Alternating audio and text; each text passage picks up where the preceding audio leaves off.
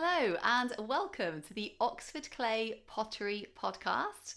I'm Catherine Tomlinson and I founded Oxford Clay, an eco-conscious pottery company. So on this podcast, we're going to be talking about all things pottery related, often with an eco-conscious twist, and I can't wait to share it with you. Let's go.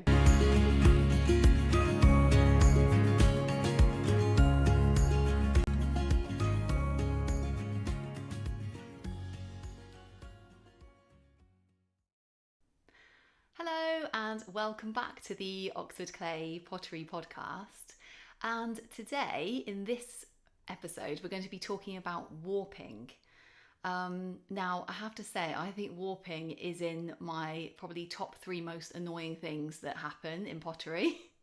And the reason for that is because it often doesn't show until the very last stage of pottery. So you've made this beautiful pot, you've bisque fired it, everything's looking amazing, and then it comes out of the glaze firing, kiln firing, and it is warped. And you're like, what happened? It's so annoying. So warping is essentially when your pot goes into a kind of weird shape that you didn't want it to go into. So for example, it could be a mug that goes into an oval. It could be like a pot you've made kind of slumping a bit. It could be like something you've made like a hand built pot, kind of twisting or something. It can happen to the spouts of teapots quite frequently. They can often twist. So that is warping. So yeah, not ideal, because you want your pots to be round. I mean, people generally expect round vases and round mugs. So sometimes it can be like, a huge waste of sort of time and energy because you've got to that final stage. And at that point, then you can't use your pot, and you can't sell it. No one would want it. So it can be really frustrating. So I've experienced quite a lot of pots warping, and this is because I do throwing, but I also do slip casting, and slip casting is notoriously prone to warping pots. It's very annoying. So I want to just talk through some really cool things I found that will like stop warping from happening. So first of all, I'll just talk to you about like why warping happens. I've been investigating it very thoroughly, why warping happens, and then some kind of things I've found that will help with the whole warping situation. Just in case it's happening to your stuff and you're getting really like, no. And so here's some top tips basically to stop warping from happening. So the first thing to say is that some shapes are just prone to warping. And I had this particular mug which I used to make in a slip cast mould, and I made the mould myself. I threw the cup as the shape, and then I made a mould out of it, and then I would slip cast the mug. And for some reason, it always warped when I fired it, and I just couldn't work out why. And in the end, I just had to stop making that particular one. So I don't know what it was about that shape, but something to do with the tensions. It was kind of like a shape which had quite a large base, and then would go up to a kind of smaller, more rounded top. It would always warp. So what I ended up doing was just giving up on that shape completely.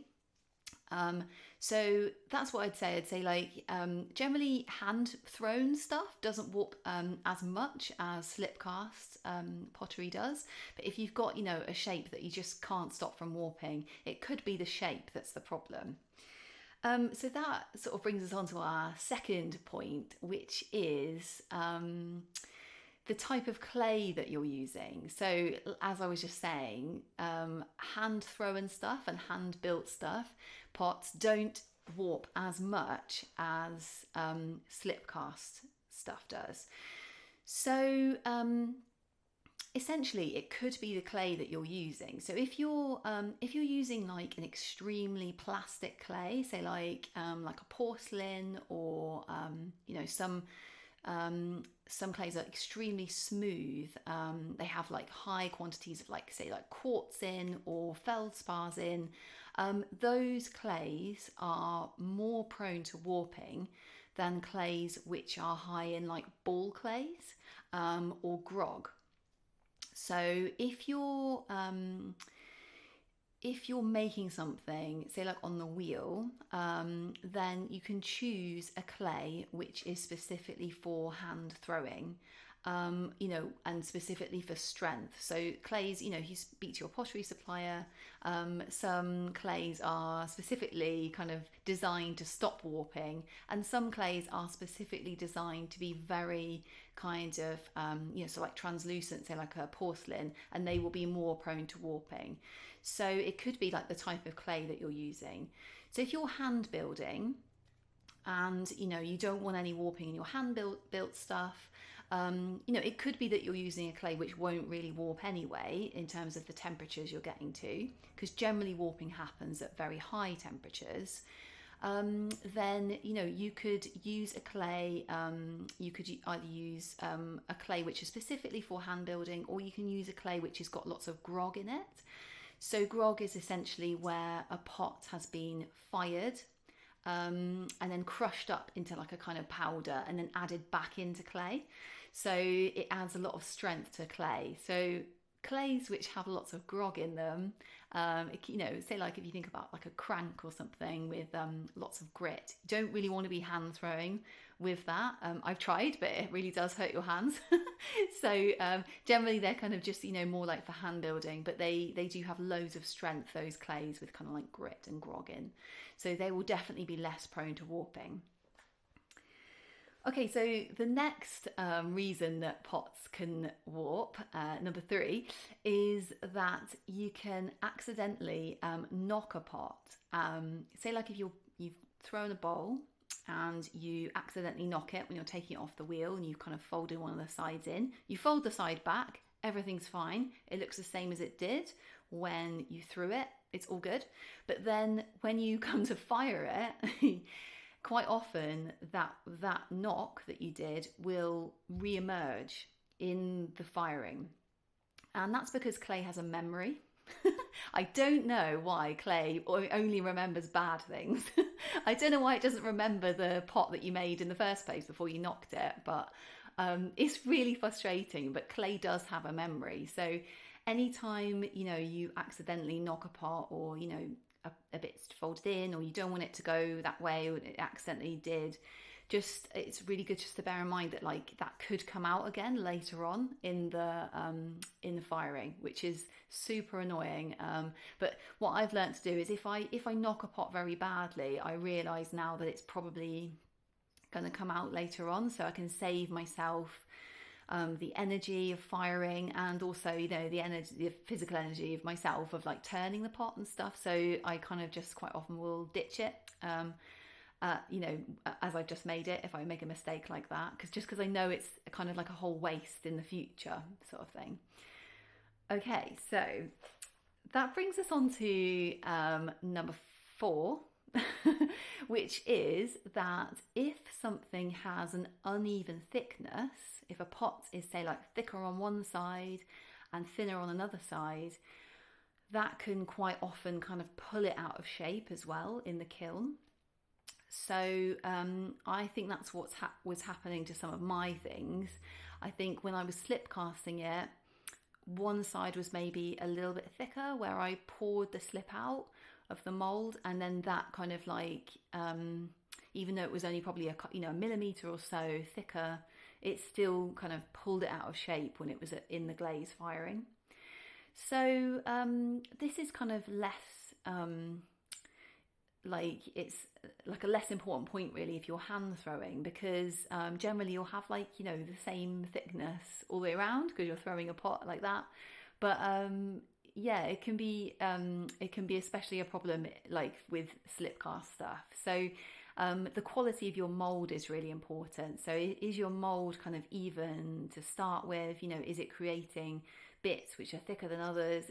Those are the kind of things you can look at if you're having loads of problems with warping, and you think it might be to do with the thickness of the walls of the pot when you're slip casting. Okay, so the fifth and final point is that it could be, this is slightly related to the type of clay you're using, but so different clays obviously made up of different ingredients, and this is just a note about specifically like slip cast warping. So in terms of like making up your own clay when you slip cast. When I first started slip casting, I actually used, let me just get the recipe book. I used this recipe book called, it's such a fantastic book, it's called The Essential Guide to Mould Making and Slip Casting by Andrew Martin. And so this book is really the definitive guide in terms of like making your own moulds, and it's got loads of like slip recipes at the back, which is like really fantastic. So one of the recipes which I used is basically, it contains quartz, ball clay, china clay, and also feldspar. And when I first started making this slip up, I used soda feldspar, and that was because it was like one of the feldspars that was like quite close to me geographically. I wanted to cut down on like the carbon footprint. So it was from Spain, it was mined in Spain.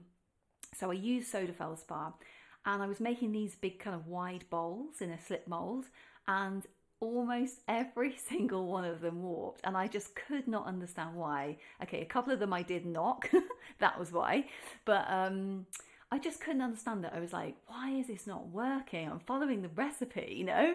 And then I read about the fact that soda feldspar actually has a lower melting point than other types of feldspar. So compared to like potash feldspar, it has a lower melting point. So I didn't want to use potash feldspar because my nearest supply was in the America and USA. So instead I opted for a feldspar which was in the middle in terms of like melting temperature, and that was FFF feldspar, which the source I had was from the pottery supplier, was from Finland. So I thought that's a great kind of like, you know, it's quite close to the UK in terms of like, you know, cutting down the carbon emissions from haulage, and you know, hopefully there'll be less warping from the feldspar melting effectively at the really high stoneware temperatures. And yeah, it worked basically. So if you've still got problems with warping, you've looked into all those other issues, you know, 1 to 4, it could be that if you're using a slip, it could be that the melting temperature of your, you know, clay, slip casting slip melts like slightly too low. So, you know, it could be just about replacing a feldspar in there, or it could be about increasing maybe the percentage of ball clay in your casting slip. Yeah, okay, so let's run through the top tips in terms of stopping warping after we've gone through the reasons why, you know, why warping happens. Okay, so number 1, you could just have a kind of shape which is just potentially never going to work, especially if you're slip casting. So you know, obviously try those other things, which I did, but I still had this shape which just always got pulled out of a round shape. It was a mug, always got pulled out of a round shape when it got fired. So it could be the shape of your pot if you're slip casting, especially. Very unlikely if it's if you're throwing on the wheel. Okay, so it could be the clay you're using. So are you using a very plastic clay? And if you are, could you switch to one which is more, you know, got more ball clay in, more grog in, built for, you know, the purpose which you're using it for, either hand building or throwing on the wheel. So just check your clay's not too plastic. Okay, so the third top tip is avoid knocking your pots. Obviously easier said than done. And, you know, obviously pottery is just about making mistakes the whole time. So, yeah, you know, we don't knock our pots on purpose, but just be aware that it could, you know, even if you set it back and it looks fine, it could be, you know, further down the line, that problem could surface again later on. Okay, so the fourth top tip is to make sure your pots are an even thickness all the way around. If they're not an even thickness, one of the walls of the pot could pull the other one out of shape in the kiln. So make sure it's even all the way around and there'll be even strains on the pot when it's fired to the high temperatures in the kiln. And then the fifth top tip is if you tried all those other things, it's still not working and you're slip casting, it could be that you're using a slip with a feldspar or like a soda feldspar in it, which is melting at too low a temperature for what you for say like a stoneware high fire glaze firing. So you can switch to a different kind of feldspar, potash feldspar, FFF feldspar, and that might sort the problem out. So I hope you found this episode helpful on warping. Like I said, it's like one of the most annoying things ever that happens in pottery. And sometimes, warping just happens and, there's nothing really we can do about it. You just have to sort of, leave it up to like the kiln gods, I've heard people say. But like, when your pot goes in, it's perfect, it's into the kiln. And when it comes out, it's not. And, sometimes there's just nothing you can do about it. But yeah, I hope those those 5 top tips have helped you a bit with warping if that is an issue for you.